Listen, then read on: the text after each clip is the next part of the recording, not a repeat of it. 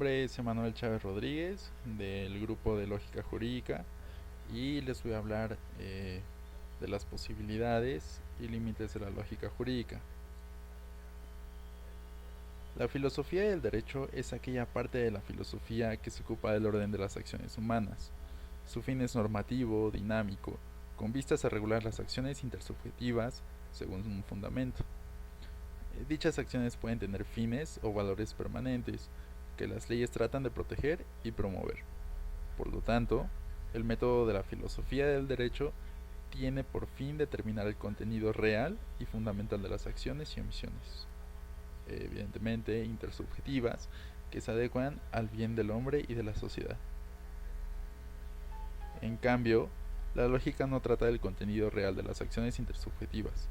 Su objeto son las relaciones mentales de extensión entre los diversos conceptos y esquemas. Por lo tanto, el método de la lógica jurídica no consiste en determinar, eh, más bien en la determinación axiológica de las diversas acciones, sino que se limitan a una descripción de los esquemas lógicos, tal como se realiza en la materia jurídica. Tomemos un ejemplo elemental expresando la norma jurídica pacta sunt servanda eh, en, en el siguiente esquema lógico. Dado que A debe ser P, es decir, si existe un pacto A, debe cumplirse la prestación P. Como se ve, la lógica jurídica no considera la injusticia o justicia del pacto. Su tarea se limita a describir el derecho en términos lógico-formales. Con lo dicho, podemos sintetizar ahora las diferencias entre la filosofía del derecho y la lógica jurídica. Ambas disciplinas tienen una materia remota que es común, las acciones jurídicas, es decir, las llamadas ad alterum, y las normas que las regulan.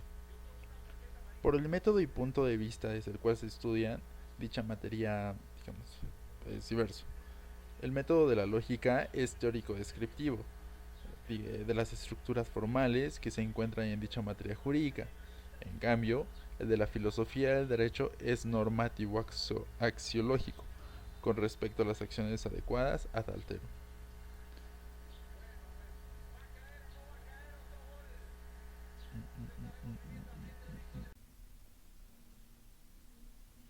Así aclarado el campo propio de la lógica jurídica, se ve cómo ella puede estudiar la aplicación de los primeros principios del razonamiento en el campo del derecho. Por ejemplo, analizar el principio de no contradicción en las relaciones que las normas particulares tienen con respecto a una norma jurídica fundamental, considerando solo las relaciones formales sin referencia al contenido teleológico de dichas normas. Estos estudios de la lógica traen claridad y precisión no solo en el campo filosófico, sino también en el de la ciencia jurídica y en la actividad legislativa, judicial y docente. Últimamente el autor Puy Muñoz ha negado esta separación metodológica que establecemos entre la filosofía del derecho propiamente dicha y la lógica jurídica, incluyendo esta última dentro de la filosofía del derecho, a la que ni ignora, ni absorbe, ni niega. A tal efecto, afirma que la distinción entre un punto de vista teórico descriptivo y normativo axiológico es confusa e incompleta, concluyendo que, concluyendo que del mismo modo que toda lógica es filosofía, la lógica jurídica es, en rigor, filosofía jurídica, ya que en el ámbito de las filosofías particulares se repite el sustancial esquema interrogativo y el programa de la problemática filosófica considera en su unidad. No sabemos por qué Puy Muñoz rechaza la distinción entre método teórico descriptivo y normativo axiológico, ya que con terminología moderna corresponde a la distinción entre saber especulativo y saber práctico, distinción terminológica que el mismo Puy Muñoz utiliza eh, pues bueno, en alguna de sus obras. Dicha distinción pues tiene su claro fundamento en cuanto se hace la razón del fin específicamente diverso de ambos saberes. Con respecto a la otra afirmación de que en el ámbito de la filosofía, de las filosofías particulares, se repite el sustancial esquema interrogativo y el programa de la problemática filosófica considera en su unidad, vaya, nos parece que no se justifica porque precisamente las llamadas filosofías particulares se diferencian de la filosofía en general por razón de sus objetos, fines y métodos diversos. Incluso dentro de la filosofía general no existe una unidad totalmente homogénea, pues la filosofía general, es decir, la especulativa, es un conjunto jerárquico de ciencias filosóficas que se diferencian por el diverso grado de abstracción y métodos. Nuevamente, Muñoz cita en apoyo de su concepción de la filosofía jurídica la doctrina de Ruiz Jiménez, afirmando por su parte que la filosofía jurídica del derecho estudia lo jurídico en cuanto concepto como lógica jurídica, pero también como metodología, epistemología y ontología formal.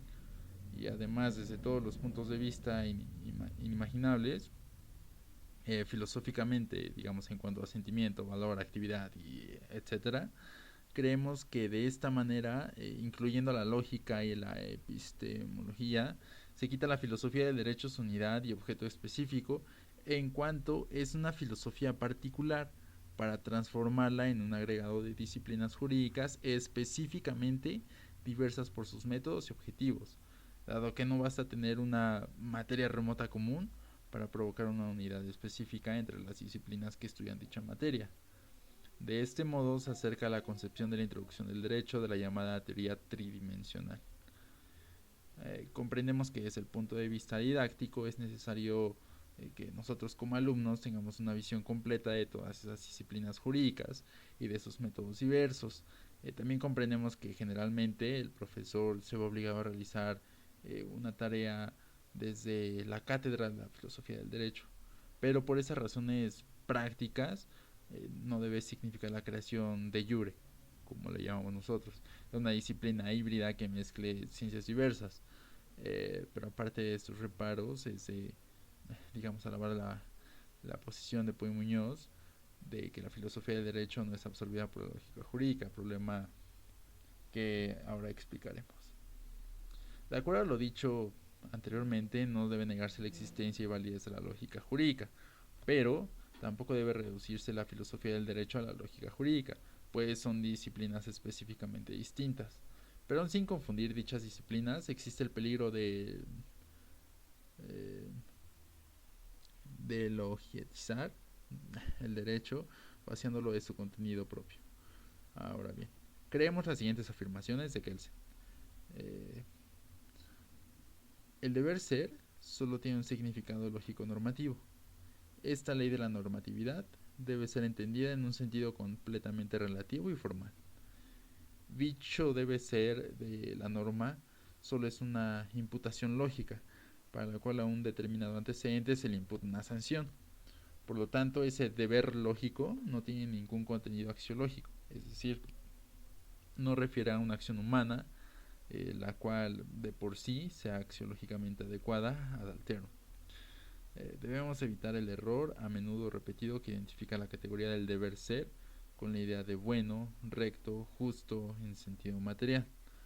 De esta manera se concibe todo el derecho como un ordenamiento lógico normativo, el cual se apoya en una norma suprema que solo tiene un valor lógico hipotético. Kelsen no reconoce la existencia de acciones jurídicas que tienen por objeto valores humanos permanentes, desconoce el concepto mismo de filosofía axiológico-normativa, como es la filosofía del derecho. Para Kelsen los valores humanos no pueden ser objeto de ciencia. Como decía él, una ciencia debe describir el propio objeto como es efectivamente y no prescribir cómo debería ser con base en algunos juicios específicos de valor. Esto último es un problema político y como tal se refiere al arte pues, de gobernar, actividad que se ocupa de los valores, no es un objeto de ciencia, digamos que la cual lo ocupa pues, en la realidad. Por esta razón, Kelsen, lógicamente, niega carácter científico a toda consideración del derecho que no sea en el modo indicado. Por esto creemos que la posición de Kelsen significa una logización del derecho, que excluye indebidamente al campo científico propio de la filosofía del derecho. Ahora bien, el haber mostrado la validez epistemológica de la lógica jurídica no significa afirmar una autonomía completa de ella con respecto a la materia jurídica y a la filosofía del derecho. Es verdad que los esquemas lógicos son en sí mismos teológicamente neutros, pero los análisis de la lógica acerca de la realidad jurídica no pueden suprimir ni deformar la estructura teleológica del derecho. Eh, Como decía Del Vecchio sabiamente, la forma lógica no nos dice absolutamente nada sobre lo que es justo o lo que es injusto. Solo nos dice cuál es el sentido de cualquier afirmación sobre lo justo o injusto.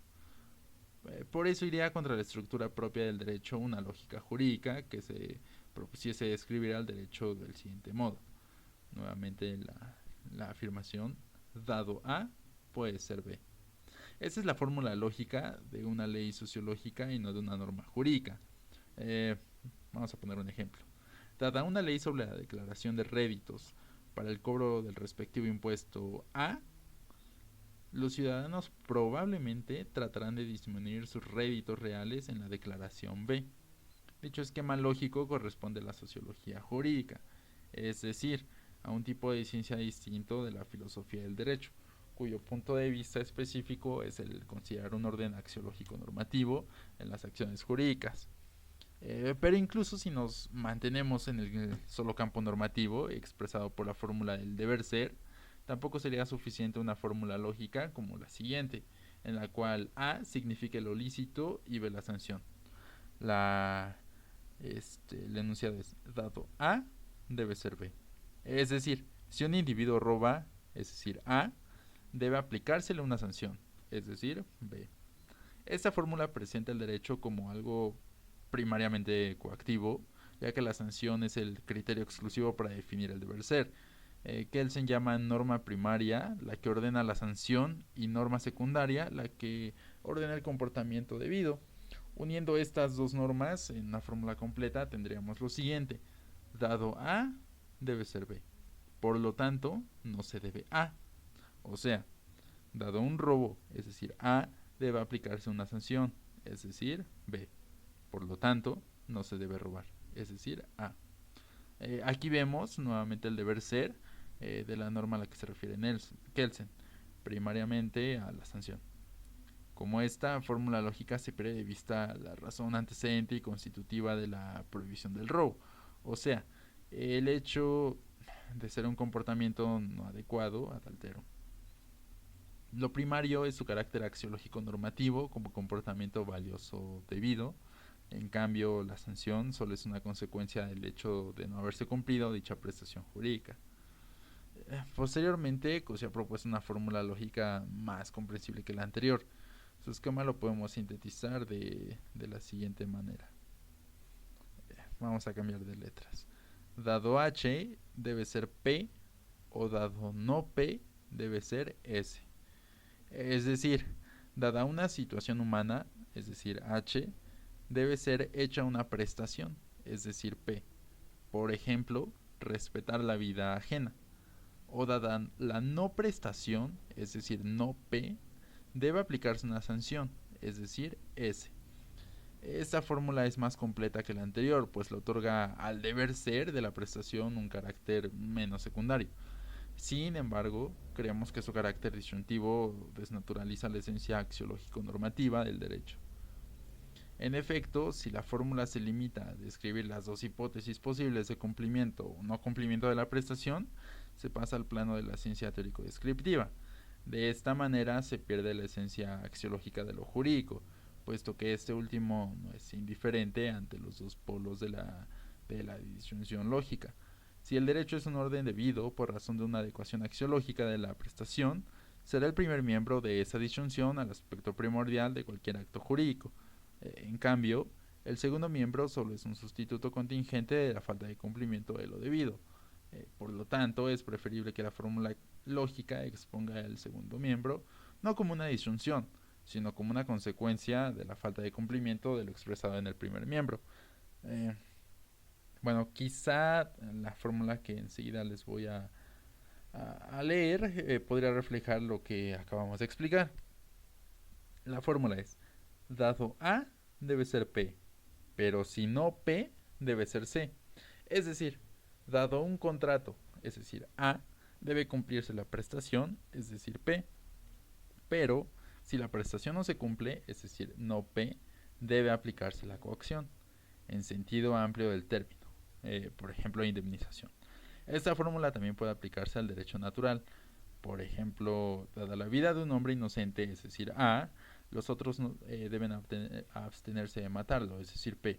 Pero si lo atacan, es decir, no P, él puede aplicar la coacción bajo la forma de la legítima defensa, es decir, C. Así puede verse que en esta fórmula queda marcado el carácter subsidiario del segundo miembro, que comienza con la conjunción pero.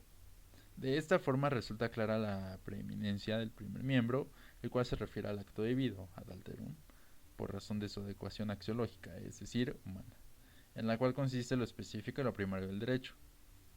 Con lo dicho, en todo este video, lo que he pretendido es desarrollar un tema de lógica jurídica, ni menos expresarlo en términos de lógica simbólica. La intención ha partido del campo epistemológico a fin de comparar la lógica jurídica con la filosofía del derecho propiamente dicha, de modo de ver las posibilidades y límites de la primera de ellas, evitándose así confusiones o extralimitaciones indebidas. La historia de la filosofía nos ha enseñado que tomar un método como el único posible para examinar la realidad provoca así deformaciones y arbitrariedades en la investigación y formación científica. Bueno, estas conclusiones las comparto. Este texto fue de Avelino Manuel Quintas, profesor de la Universidad Internacional de Estudios Sociales de Roma, que me pareció muy interesante y lo retomé a efecto de plasmarlo en este video para la clase de lógica jurídica. Y pues bueno, considero que es un texto bastante simple y adecuado que pues efectivamente nos da como un punto de partida o nos sugiere la diferenciación de la lógica jurídica y la filosofía del derecho pues, propiamente dicha. Y bueno, hasta aquí mi video y me despido.